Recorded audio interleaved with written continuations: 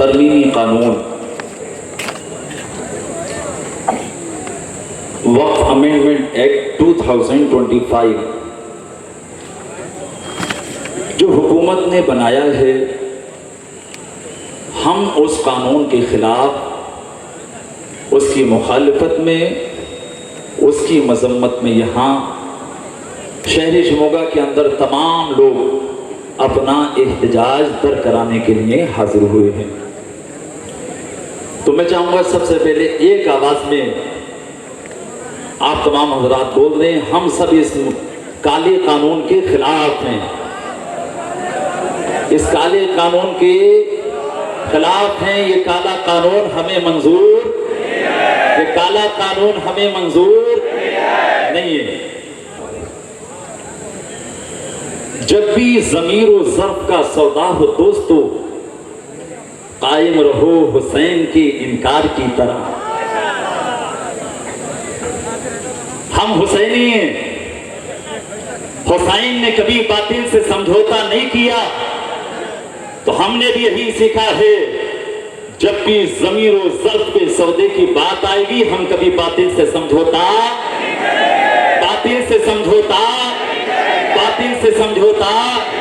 नहीं करेंगे।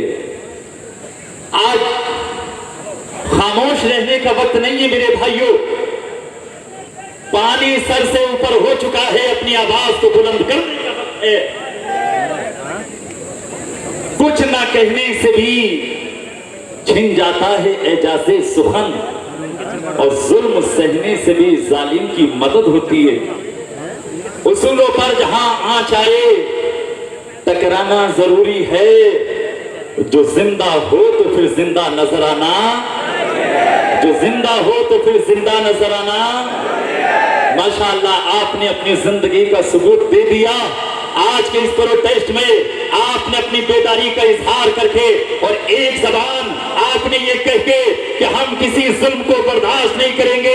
ये काला कानून जो संविधान के खिलाफ है, ये काला कानून जो हमारी शरीयत के खिलाफ है, ये काला कानून जो हमारे देश के कानून के खिलाफ है, हम किसी कीमत पर इसे कबूल करने तैयार नहीं है। कहा जाता है कि ये कानून हम इसलिए लाए, इसमें मुसलमानों का फायदा है। गरीब मुसलमान अमीर हो जाएंगे। हम सरकार से कहेंगे, और मैं नाम लेके कहूंगा, हमारे प्राइम मिनिस्टर से, आप किस गरीब को आज तक अमीर बना सके हैं जो आप मुसलमानों को अमीर बनाने चले हैं? आपके बस की बात नहीं है अमीर बनाना। हमारा रब है, वो चाहेगा जब चाहेगा अमीर हो जाएंगे। तुम्हारी खैरात की जरूरत, वक्त की जायदादें हमारी जायदादें हैं। हमारे मदारिस, हमारे मसाजिद, हमारे कब्रिस्तान, हमारी खानकाहें, ये हमारे आबाओ अजदाद की निशानी है। इसमें किसी को दखल देने की हम इजाजत नहीं दे सकते। आप पर्सनल लॉ में मुदाखलत करते हैं, क्यों करते हैं? हम आपसे गुजारिश करेंगे, इस काले कानून को वापस ले लीजिए। काले कानून को वापस लीजिए, इसी में बेहतरी है और यही संविधान और हमारे भारत के हालात के मुवाफिक है। आप कहते हैं कि हमने कानून बनाया ताकि वक्फ की जायदादों की हम हिफाजत करेंगे। मैं थोड़े तल्ख अल्फाज कहूंगा, आप तो हमारे मुल्क की सरहद की हिफाजत नहीं कर पा रहे। आप हमारे मुल्क की सरहद की हिफाजत नहीं कर पा रहे। हमें आपसे कोई उम्मीद नहीं, आप हमारे वक्त की हिफाजत करेंगे। अपने वक्त की हिफाजत हम कर लेंगे। आपको जो काम दिया गया है, आप अगर सच्चे चौकीदार हो तो हिंदुस्तान की सरहद की हिफाजत करो।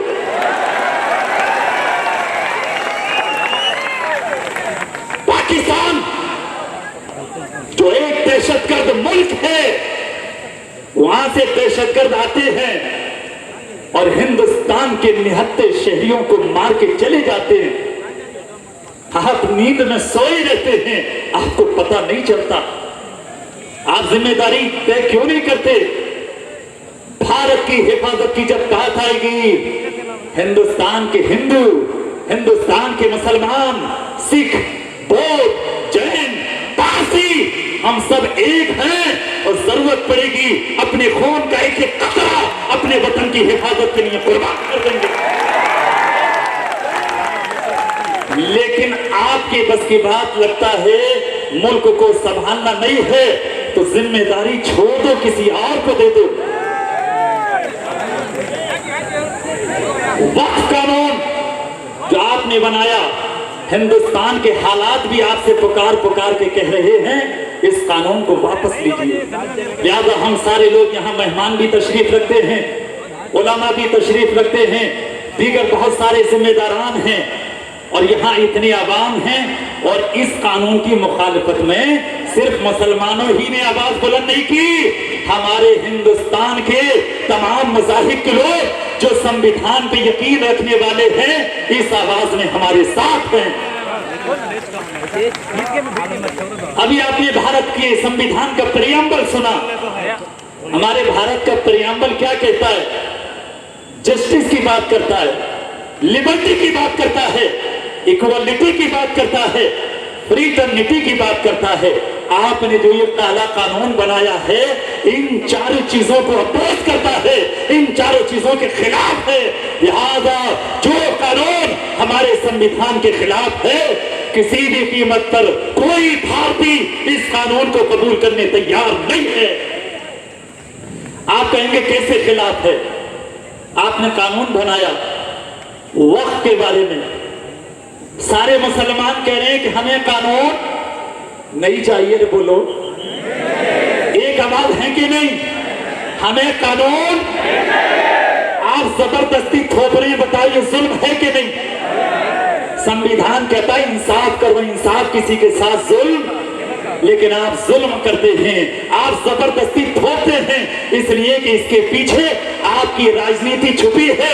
हमें यकीन है उस राजनीति में कभी आप कामयाब नहीं होंगे, नहीं होंगे, नहीं होंगे। जस्टिस के खिलाफ, लिबर्टी, आजादी, आप काला कानून बना के हमारी आजादी को खत्म करना चाहते हो जो हमारे संविधान से मिली है। इंशाअल्लाह जो संविधान ने आजादी हमें दी है, अपने मजहब की, अपने कल्चर की, कोई ताकत हमसे वो हमारी आजादी नहीं छीन सकती। हमारे साथ हमारे मुल्क का संविधान है। तीसरी चीज, भारत का संविधान बात करता है इक्वालिटी की, बात खत्म कर रहा हूं, बराबरी। आप मुझे बताओ किसी मजहब के लिए कोई ऐसा कानून आज तक बनाया गया जहां यह कहा गया हो दूसरे मजहब के लोग भी वहां शामिल होंगे? आप सिर्फ मुसलमानों के साथ ये भेदभाव कर रहे हैं। संविधान कहता है बराबरी करो, आप बराबरी नहीं करते, मुसलमानों को एक अलग नजर से देखते हैं, इसलिए आप संविधान विरोधी है, आप भारत विरोधी है और ये कानून संविधान के खिलाफ है, इसलिए हमें मंजूर। चौथी बात और आखिरी बात, भारत का प्रियम्बल कहता है फ्रीटर्निटी, सद्भावना पैदा करो, भाईचारा पैदा करो। आपने ये कानून बना के भाईचारा नहीं पैदा किया, आपने हिंदू मुसलमान के दरमियान और हिंदुस्तान के नागरिकों के दरमियान फूट डालने की कोशिश की है।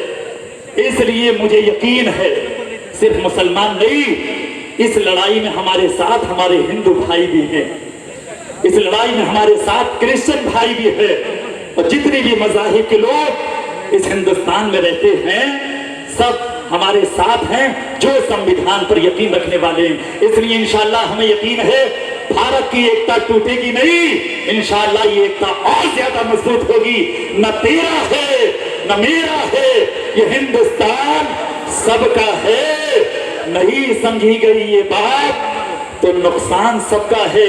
और ये आखिरी शेर कह के अपनी बात को खत्म करता हूं, मुल्क लुट जाएगा, आसार नजर आते हैं, सारे मशरक नशीन मक्कार नजर आते हैं। हमने इस देश की मिट्टी से मोहब्बत की है, अंधों को फिर भी हम गद्दार नजर आते हैं।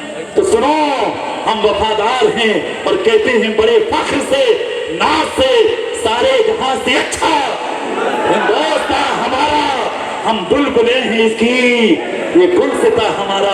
और बस ये तो आइया शार फूलों सा मुस्कुराता, हमारा वतन रहे तारों सा जगमगाता, हमारा वतन रहे इस मुल्क से अंधेरा, जहालत का दूर हो इल्म और हुनर सिखाता, हमारा वतन रहे। अस्सलाम वालेकुम व रहमतुल्लाह।